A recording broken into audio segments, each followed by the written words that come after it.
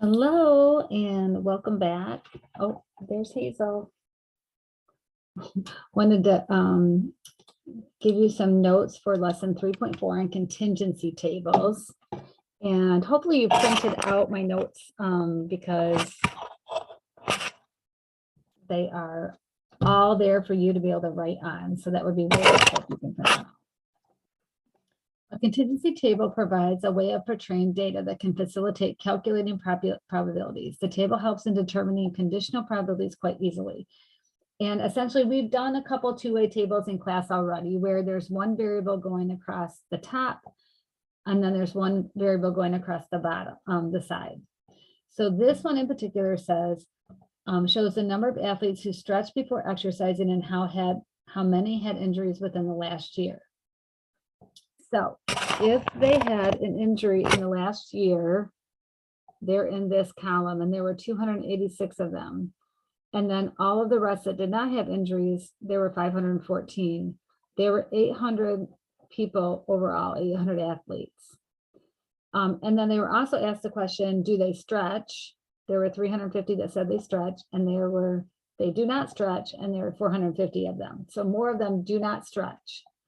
So this total over here on these rows should total up to 800, and these columns should total to 800.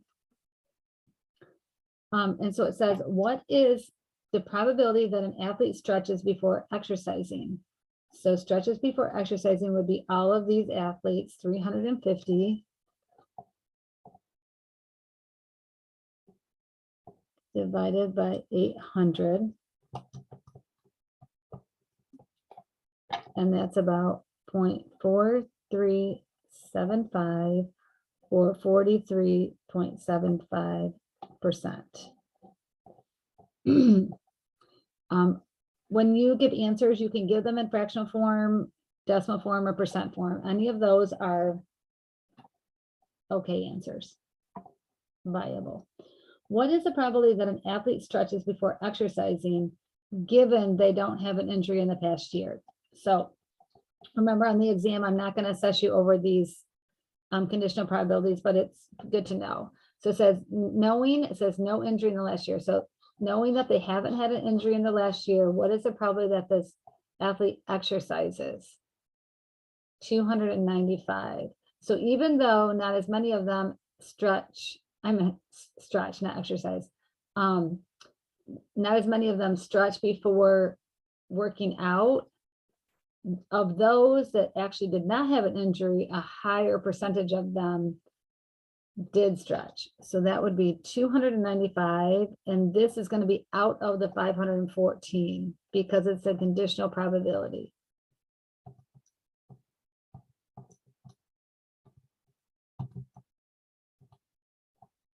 So this would be 0.5739. And this first one is mainly just how to read the table. Now I would like to try it 3.21. This is a random sample of 200 cyclists and the routes they prefer. Let M equal male and H be the hilly path. So we've got males and females, and then we've got a lake path, a hilly path, and wooded path. Out of the males, so out of just the males, what is the probability that the cyclist prefers a hilly path? So this is the probability of hilly given that they are males. And so out of the males, so out of the 90 males, what is the probability that they prefer a hilly path? And so that would be out of the males, 52 of them prefer a hilly path, which is 0.5778 rounded. So about 57.78% of the males prefer a hilly path. Are the events being male and preferring hilly path independent events? So being male, if you are male, does that change your likelihood of preferring a hilly path? Yes.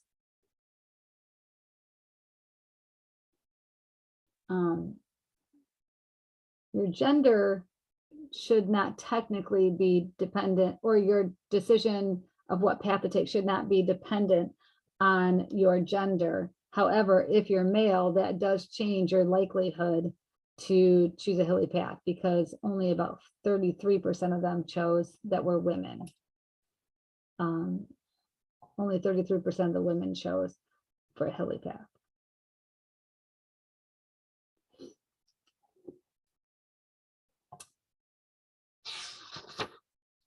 Okay. So let's flip the page. Let's try it 3.23. This is a big one.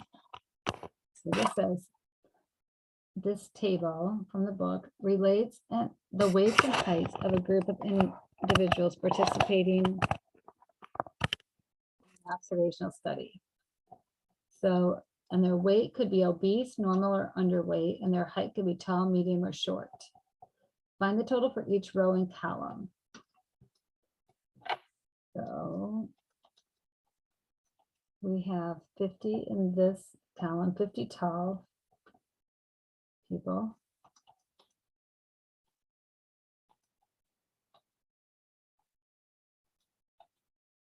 104 medium height.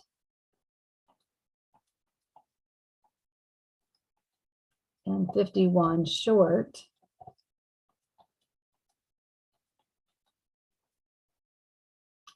And there were 205 people in the study. And that should validate with all of the weights.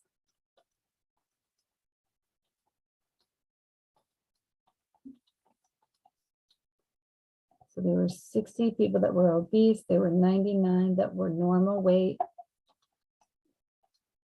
And there were 46 that were underweight. And that does validate to be 205.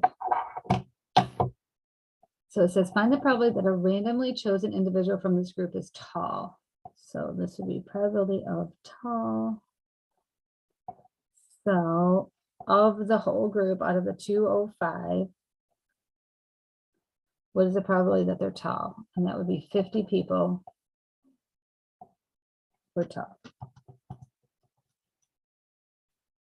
So 0.2439. Find the probability that a randomly chosen individual from this group is obese and tall. So obese and tall. So and means it has to be in both. So obese and tall. So tall and obese. So that would be this 18, this particular cell, because they have to be tall and obese. They have to meet both criteria. So that would be 18 out of the 205.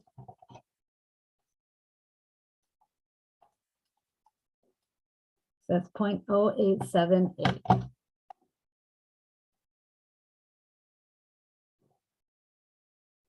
Find the probability that a randomly chosen individual from this group is tall, given that the individual is obese. So the probability of tall, given they are obese. Oh, that is, I wrote it in the wrong spot. Probability of tall, given they're obese. This one is a probability that they're obese, given they are tall. Oh, I'm writing and talking at the same time. Okay, so knowing that they're obese means I have to go out of the obese total, which is 60. And what percent of them were tall? 18 were tall.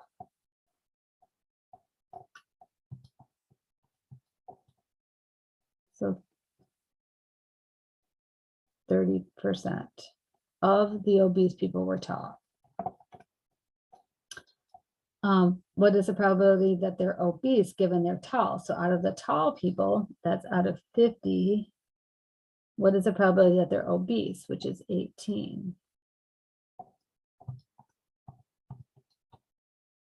0.36.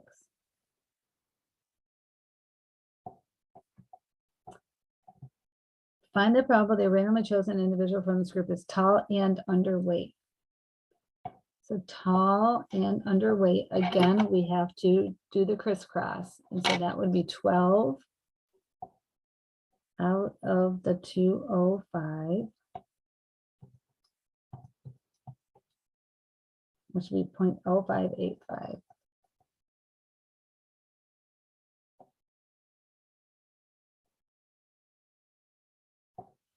Are the events obese and tall independent? So are the events obese and tall independent? So if we go back to what we learned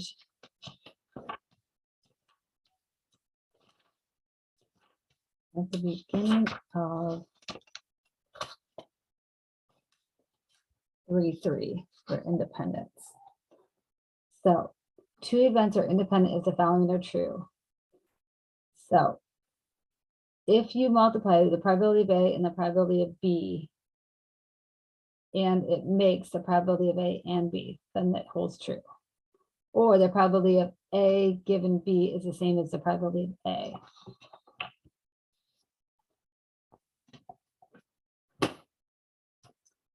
So if they are independent, then the probability of obese and tall, which we know is obese and tall, was the 18 out of 205, so 0.0878 should equal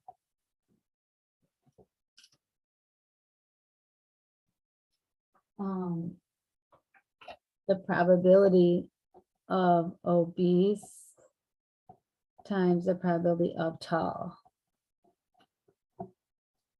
And the probability of being obese is 60 out of 205.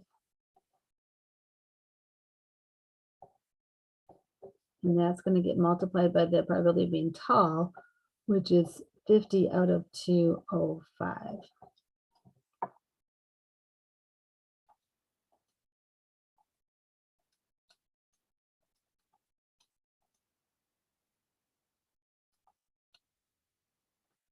And that becomes 0.0714. And they are not equal, not independent.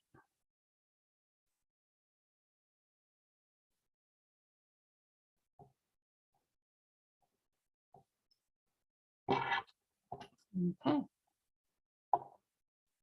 Some really great examples on contingency tables. And that is the end for lesson 3.4. Catch me back for lesson 3.5.